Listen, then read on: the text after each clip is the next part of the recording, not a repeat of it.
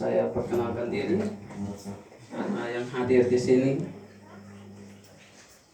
banyak, artinya tidak semua, banyak yang belum mengenal saya.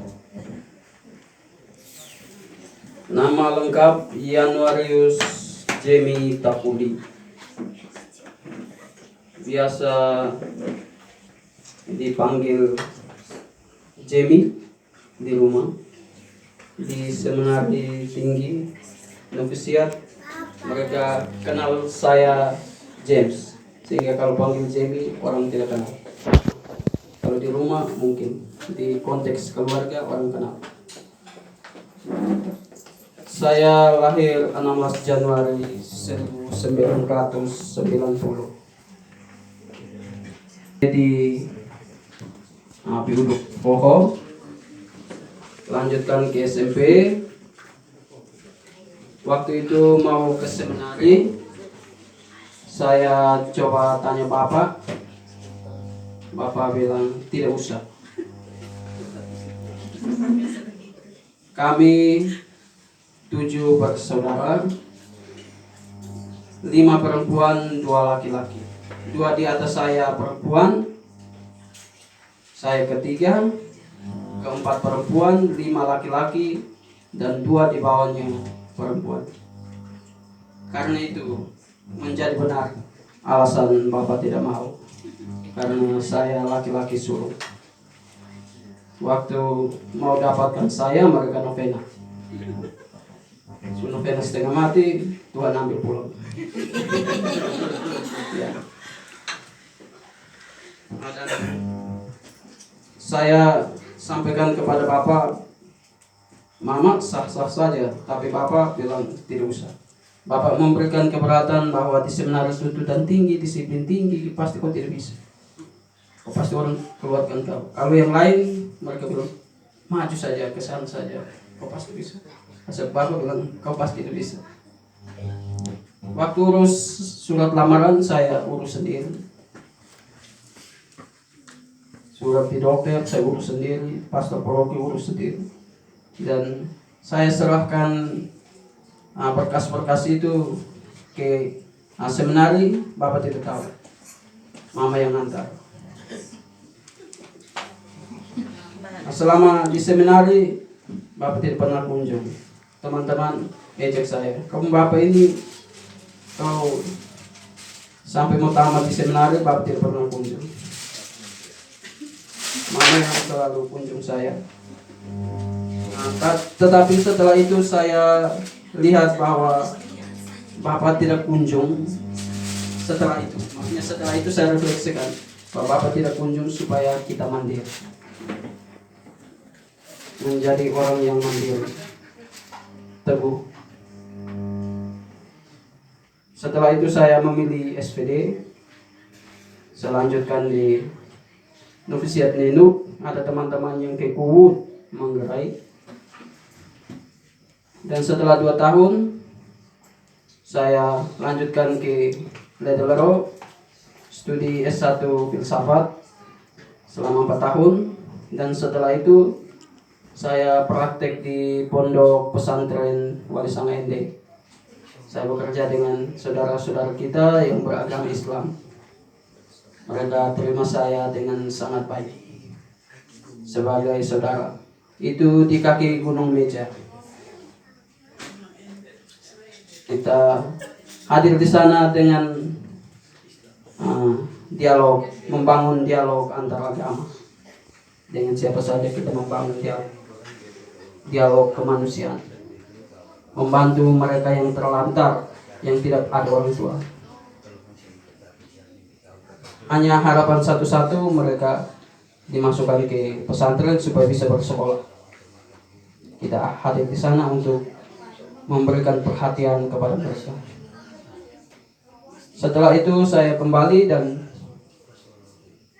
refleksi lagi, maju mundur, karena sudah top, sudah S1, maju mundur. Terakhir saya refleksi bahwa hidup itu selalu ada hitam putih, perlawanan hitam putih, ada suka duka. Tidak bisa hanya suka saja, harus ada duka. Ada lembah, ada gunung. Itu yang saya refleksikan. Karena itu saya memilih untuk maju. Karena maju, kalau kekal ada suka dukanya. Mundur juga ada suka dukanya. Tergantung bagaimana saya jalani. Kebahagiaan itu di tangan saya sendiri. Setelah itu saya kalau kekal dan saya penempatan di Belanda Belgia, satu provinsi. Dan setelah itu selama 2 tahun saya studi S2 teologi.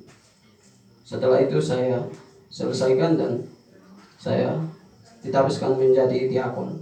Persyaratannya kita harus selesaikan semua tuntutan-tuntutan itu untuk ditabiskan menjadi diakon. Ada beberapa teman yang tidak ditabiskan karena 1 dan 2 hal.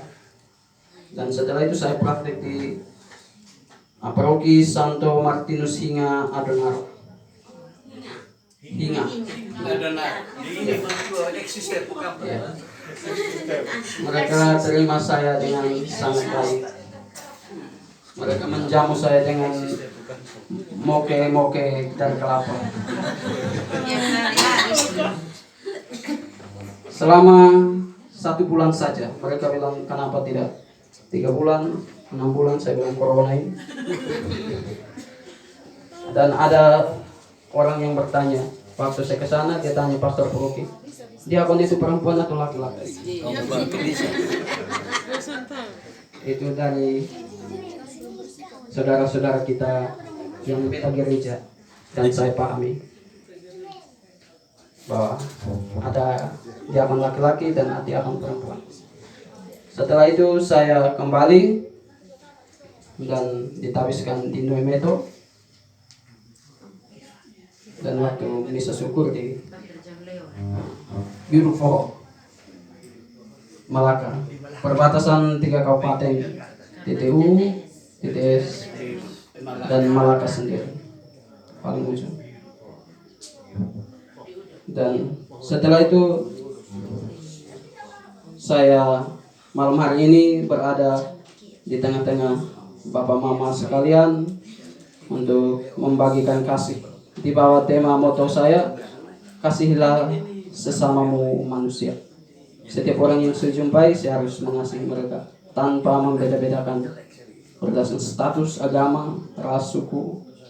Semua orang yang saya kenal pun yang tidak saya kenal, saya harus mengasihi mereka dengan tutur kata, dengan cara hidup, mengasihi mereka dengan pikiran-pikiran kita, mengasihi mereka. Karena saya telah menerima begitu banyak hal yang menjadikan saya seperti ini. Saya berjuang untuk membagikan kasih itu kepada orang lain. Mereka merasakan seperti yang saya rasakan. Itu moto hidup saya, komitmen hidup saya untuk perjalanan hidup saya sampai mati. Karena itu terima kasih untuk penerimaan Bapak Mama sekalian di rumah ini, di tempat ini, di lingkungan ini. Lingkungan ini adalah rumah kasih dan harapan saya menjadi kuat lewat dukungan doa Bapak Mama untuk saya. Karena itu saya minta dukungan doa Bapak Mama, kiranya perjalanan imamat saya semakin kuat, teguh sampai akhir hayat, sampai menutup masa. Hanya itu, terima kasih.